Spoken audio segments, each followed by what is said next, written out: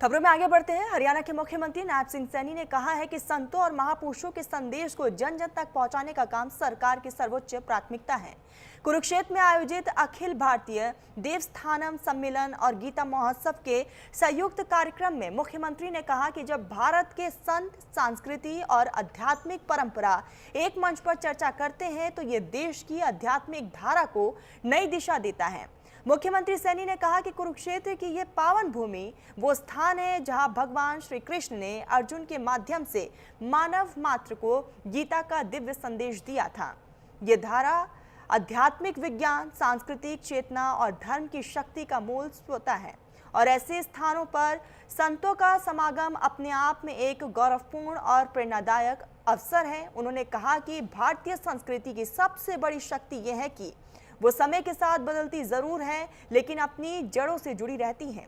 हजारों वर्षों से हमारे तीर्थस्थल भाव, भक्ति, ज्ञान और जीवन मूल्यों के केंद्र रहे हैं। लोग धर्म स्थलों पर इसीलिए जाते हैं ताकि अपने भीतर की शक्ति से जुड़ सके।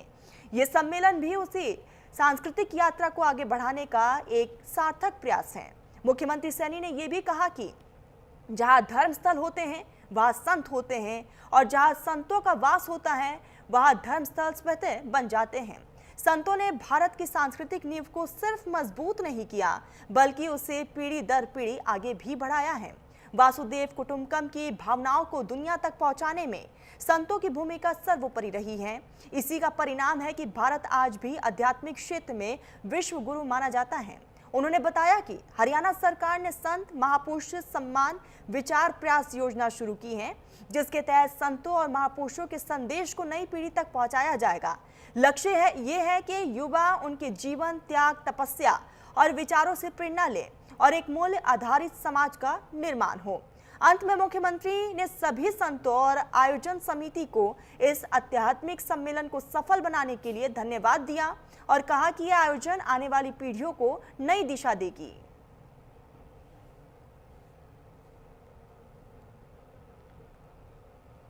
यह 2 दिवसीय सम्मेलन इसलिए भी विशेष है कि 10वां अंतर्राष्ट्रीय गीता जयंती महोत्सव की ये एक महत्वपूर्ण कड़ी है। इस भूमि पर बैठकर धर्म पर चर्चा होना भारत की आध्यात्मिक धारा को एक नई दिशा देने जैसा है। जब यह सम्मेलन गीता महोत्सव के साथ मिलकर आयोजित हो रहा है तो इसकी ऊर्जा, इसकी शक्ति, इसका प्रभाव कई गुना बढ़ गया है। आदरणीय संतगण, कुरुक्षेत्र की यह पावन धरा वह स्थल है जहां भगवान श्री कृष्ण जी ने अर्जुन के माध्यम से मानव मात्र को गीता का दिव्य संदेश दिया था। वह संदेश दुनिया को जीवन का शाश्वत मार्ग दिखा रहा है। यह स्थान आध्यात्मिक विज्ञान, सांस्कृतिक शक्ति और धार्मिक चेतना का ये स्रोत है। प्रिय हमारे आदरणीय संतजनों, ऐसे स्थान पर अखिल भारतीय देवस्थानम सम्मेलन का आयोजन अपने आप में एक गौरवपूर्ण है। आदरणीय संतगण, भारत की संस्कृति की सबसे बड़ी शक्ति यह है कि वह समय के साथ बदलती है लेकिन अपनी जड़ों से जुड़ी रहती है। मुझे ये गर्व है कि संस्कृति को सदियों से तीर्थों से ऊर्जा मिलती रही है। हम सब जानते हैं कि हमारे तीर्थ स्थल भाव, भक्ति, ज्ञान और जीवन मूल्यों का वो केंद्र रहे हैं। यहां से लोगों को जीवन जीने की एक सही राह मिलती है। लाखों लोग धर्म स्थलों पर इसलिए जाते हैं कि अपने भीतर की शक्ति से जुड़ने का उन्हें अवसर मिलता है। इसी सांस्कृतिक यात्रा को आगे बढ़ाने में यह सम्मेलन एक सार्थक पहल है। मैं इसके लिए आप सबको बहुत बहुत साधुवाद देता हूं। परम पूजनीय संतगण, धर्म स्थलों का आपस में गहरा संबंध है। जहां धर्म स्थल होते हैं वहां संत भी होते हैं। यही नहीं, जहां संत होते हैं वहां धर्म स्थल भी बन जाते हैं। ये हम सब के लिए बड़े गर्व की बात है। आप भारतीय परंपरा में सदैव पूजनीय हैं। संतों ने ही यहां संस्कृति के बीज बोए हैं, हम सब जानते हैं।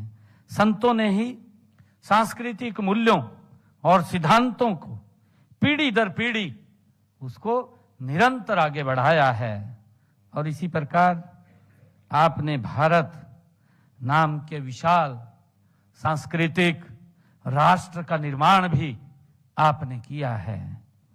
हम सब जानते भी हैं, वसुदैव कुटुंबकम की धारणा वाली संस्कृति को मानव मात्र के कल्याण के लिए विश्व भर में आपने फैलाया है। इसी का परिणाम है कि भारत आध्यात्मिकता के क्षेत्र में विश्व गुरु कहलाया है। आज भी पूरा विश्व मानसिक शांति और सामाजिक मूल्यों को स्थापित करने के लिए भारत की ओर मार्गदर्शन के लिए निहारता रहता है। आदरणीय संतगण, इसीलिए हमने हरियाणा में संत महापुरुष सम्मान विचार प्रसार योजना के तहत संतों व महापुरुषों के संदेश को जन जन तक पहुंचाने का निर्णय ये हमारी सरकार ने लिया है। हमारा उद्देश्य यह है कि नई पीढ़ी उनके जीवन, उनके कार्यों से प्रेरणा व मार्गदर्शन प्राप्त करे। फिलहाल बुलेटिन में बस इतना ही। आप देखते रहिए न्यूज़ इंडिया।